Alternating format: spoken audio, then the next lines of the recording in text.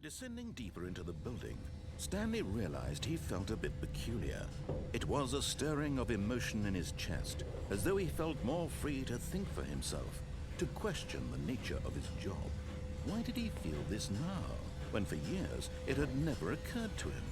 This question would not go unanswered for long. Oh, was höre ich da? Stanley walked straight ahead through the large door that read Mind Control Facility. Gedankenkontrolleinrichtung. Okay, ich gehe da rein. Wuhu!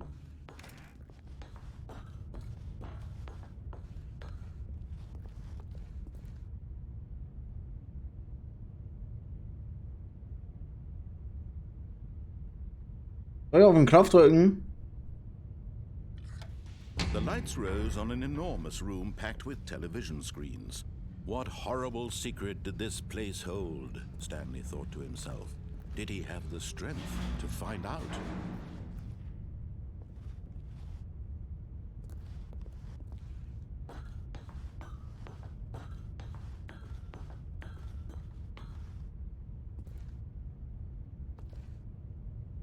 Ich will hier nicht auf irgendwelche Knöpfe drücken. Na gut. Ich drücke auf den großen, dicken, fetten Knopf, ja? Now the monitors jumped to life, their true nature revealed. Each bore the number of an employee in the building, Stanley's co-workers. The lives of so many individuals reduced to images on a screen, and Stanley, one of them, eternally monitored in this place where freedom meant nothing. Ach, vorhin waren wir da oben gewesen. Deswegen Spoiler, jetzt sind wir den richtigen Weg gegangen.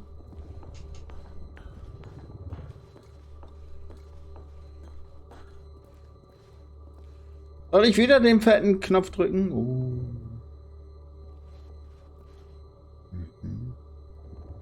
Fotos von allem. Ich drücke auf den Knopf. This mind control facility, it was too horrible to believe. It couldn't be true.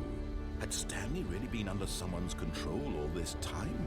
Was this the only reason he was happy with his boring job? That his emotions had been manipulated to accept it blindly? Alles blind akzeptieren. Ich will ja nicht, dass hier 8-mal das Spiel neu gestartet wird. Ich steig jetzt einfach hier rein. He refused to believe it. He couldn't accept it. His own life in someone else's control? Never. It was unthinkable. Wasn't it? Was it even possible? Had he truly spent his entire life utterly blind to the world?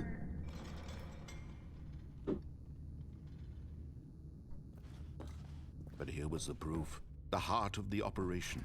Controls labeled with emotions. Happy or sad or content.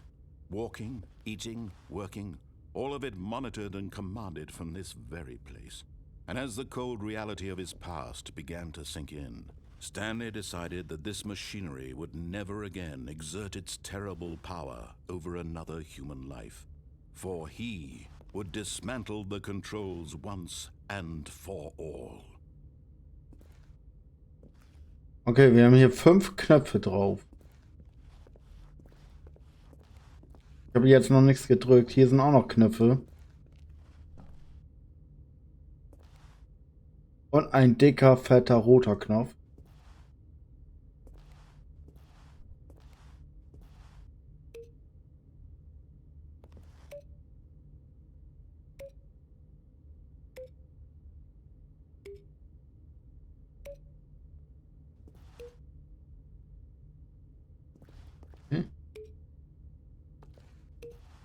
Die bringen nichts.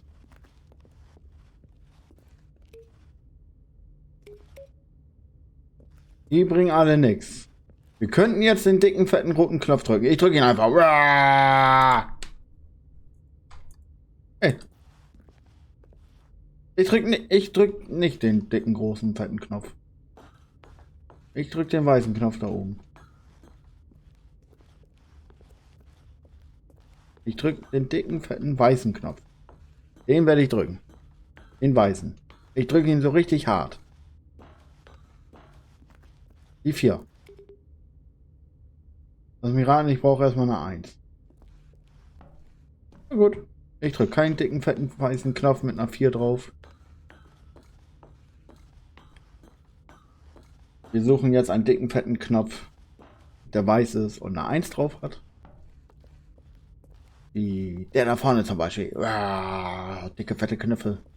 Nein, das ist eine 5. Hä? Hm.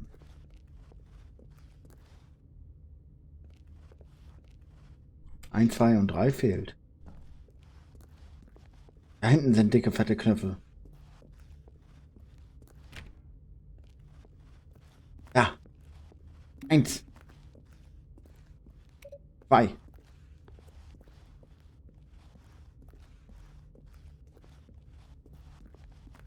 Wo ist 3? Ich denke mal, 3 ist wahrscheinlich da in der Tür drin, ne? Hier.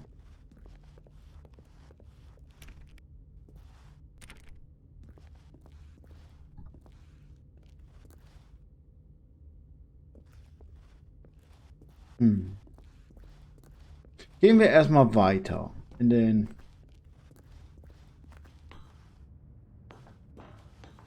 Raum hier. In den Gedankenkontroll-Input. When at last he found the source of the room's power, he knew it was his duty, his obligation, to put an end to this horrible place and to everything it stood for. Ein Ende zu bereiten, also soll ich jetzt andrücken oder wie? Oder auf? Ich drücke auf.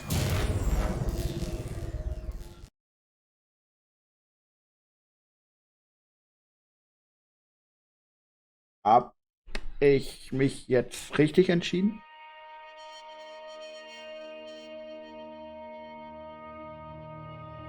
Blackness and a rising chill of uncertainty. Was it over? War es das? Yes. He had won. He had defeated the machine, unshackled himself from someone else's command. Ja, Freedom was gewonnen. mere moments away. And yet, even as the immense door slowly opened, Stanley reflected on how many puzzles still lay unsolved. Where had his co-workers gone? How had he been freed from the machine's grasp? What other mysteries did this strange building hold? But as sunlight streamed into the chamber, he realized none of this mattered to him, for it was not knowledge or even power that he had been seeking, but happiness.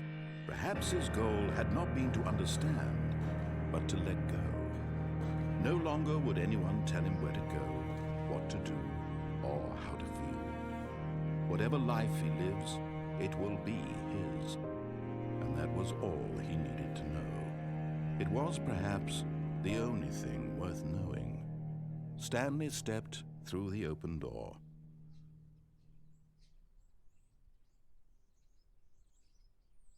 Und damit herzlich willkommen bei Minecraft. Stanley felt the cool breeze upon his skin, the feeling of liberation, the immense possibility of the new path before him. This was exactly the way, right now, that things were meant to happen. And Stanley was happy. Und wenn Stanley happy ist, dann bin auch ich happy. Spiel das Spiel durch.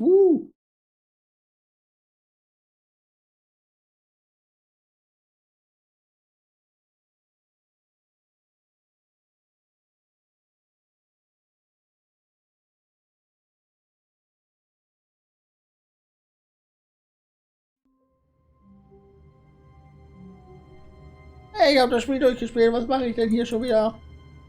Nein. Even now, Stanley's office was a distant memory. What did it look like? There was a computer, perhaps, and a painting. Was it a painting or a photo? He could no longer recall.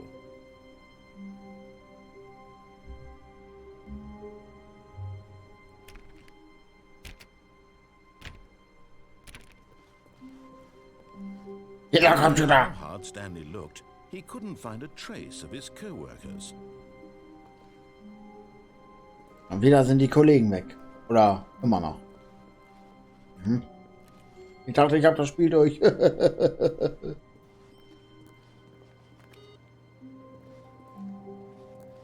Hä? Das ist hier kein Input?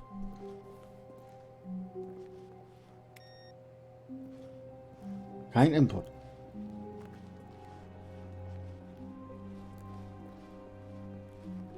When Stanley came to a set of 2 open doors, he entered the door on his left.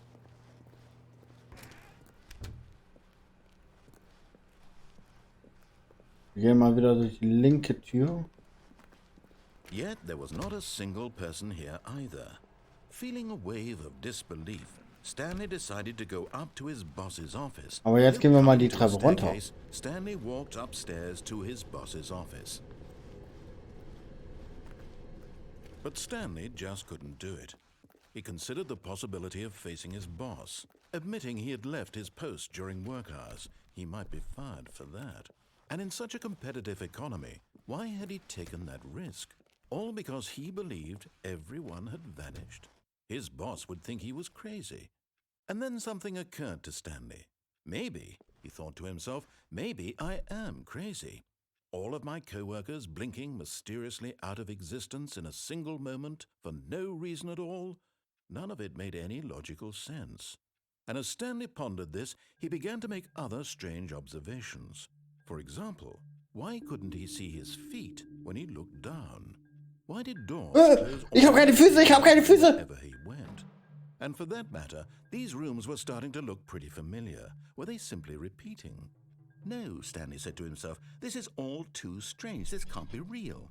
And at last, he came to the conclusion that had been on the tip of his tongue. He just hadn't found the words for it. I'm dreaming, he yelled. This is all a dream. Oh, what a relief Stanley felt to have finally found an answer, an explanation. His co-workers weren't actually gone. He wasn't going to lose his job. He wasn't crazy after all. And he thought to himself, I suppose I'll wake up soon. I'll have to go back to my boring real-life job pushing buttons. I may as well enjoy this while I'm still lucid.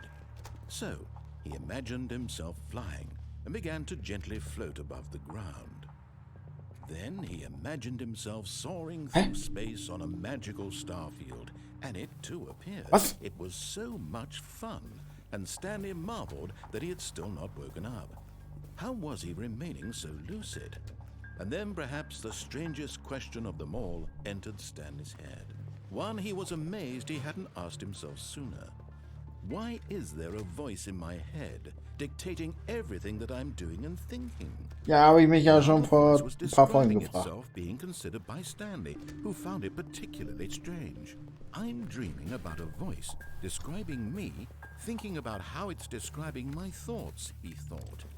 And while he thought it all very odd and wondered if this voice spoke to all people in their dreams, the truth was that, of course, this was not a dream. How could it be? Was Stanley simply deceiving himself, believing that if he's asleep, he doesn't have to take responsibility for himself? Stanley is as awake right now as he's ever been in his life. Now, hearing the voice speak these words was quite a shock to Stanley. After all, he knew for certain, beyond a doubt, that this was in fact a dream. Did the voice not see him float and make the magical stars just a moment ago? How else would the voice explain all that? This voice was a part of himself too. Surely, if he could just... He would prove it. He would prove that he was in control, that this was a dream. Wer ist diese Stimme? He closed his eyes Wer ist sie nur? and he invited himself to wake up. Ich mach die Augen He zu. felt the cool weight of the blanket on his skin, the press of the mattress on his back. Oh ja, eine The fresh Bettdecke wäre air jetzt of the schön. world outside this one. Let me wake up, he thought to himself. I'm through with this dream. I wish it to be over. Let me go back to my job. Let me continue pushing the buttons. Please, it's all I want. I want my apartment, and my wife, and my job. All I want is my life exactly the way it's always been. My life is normal. I am normal. Everything will be fine. Ich bin auch normal. Ich bin auch normal. Ich auch. Ich auch. Ich auch. Stanley began screaming. Ah!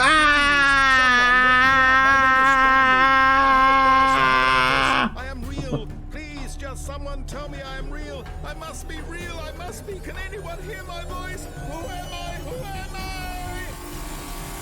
And everything went black. Oh. Und alles wurde schwarz. This is the story of a woman named Mariella. Hä? Wieso Mariella? Ich bin Stanley. Woke up on a day like any other. She arose, got dressed, gathered her belongings, and walked to her place of work. But on this particular day, her walk was interrupted by the body of a man who had stumbled through town talking and screaming to himself, and then collapsed dead on the sidewalk. And although she would soon turn to go call for an ambulance, for just a few brief moments, she considered the strange man. He was obviously crazy. This much she knew. Everyone knows what crazy people look like. And in that moment, she thought to herself how lucky she was to be normal. I am sane. I am in control of my mind. I know what is real and what isn't.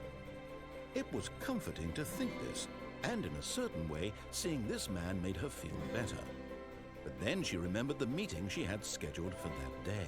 The very important people whose impressions of her would affect her career, and by extension, the rest of her life.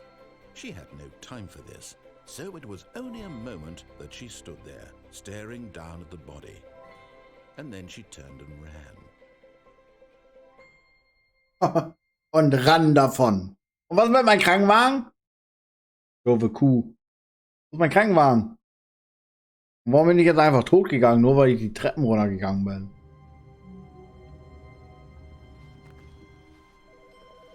Oh, das Telefon klingelt.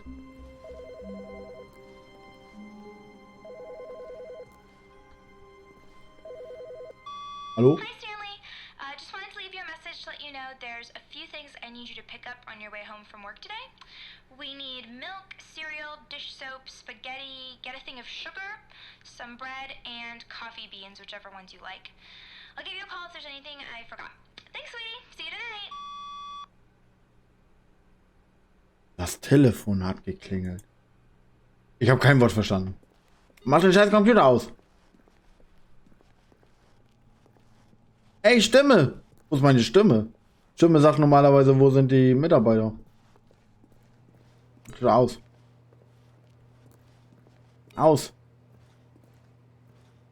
Hä? Input Revise. Ich glaube, ich muss das oft genug machen.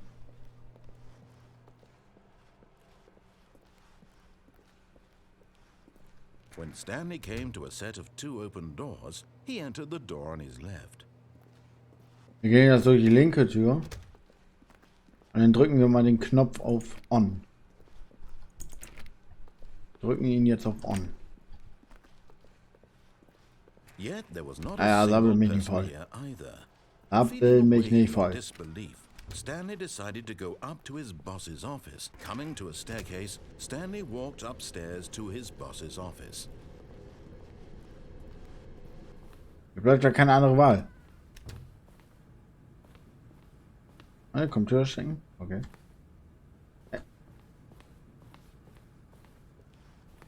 Stepping into his manager's office, Stanley was once again stunned to discover not an indication of any human life. What could it mean? Stanley wondered aloud to nobody. He began wildly tearing through papers on the boss's desk, pulling books off the shelf, looking behind paintings, desperate for clues to his situation. But his attention was caught by a keypad behind the boss's desk. What could its purpose be? In fact, this keypad guarded the terrible secret that lay buried below his feet. And so the boss had assigned it an extra secret PIN number, 2845. But of course, Stanley couldn't possibly have known this. Stanley simply began entering random codes into the keypad, knowing full well the sheer statistical unlikelihood that this would ever result in a correct combination. If he knew that the combo was 2845, Ich mache einfach mal andere Code. But no, No, this is what he was going to do instead.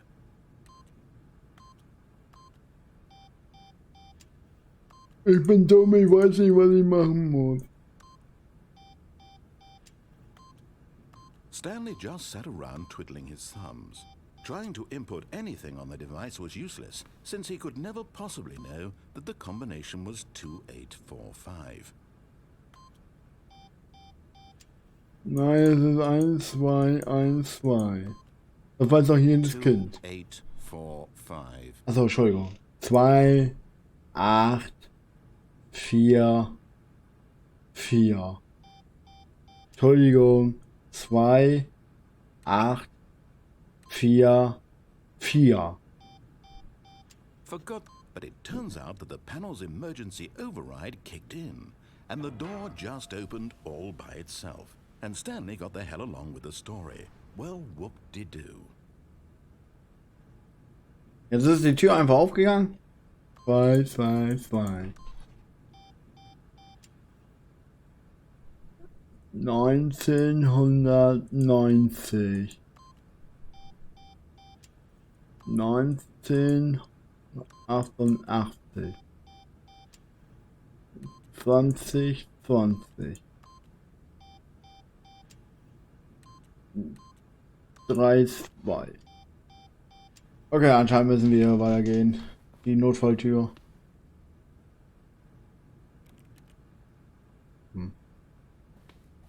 Müssen wir wirklich? Ich will aber noch mal ein bisschen hier rumtüten. Na gut. Wir haben keine andere Wahl. Oh nein, schon wieder dieser böse rote Knopf.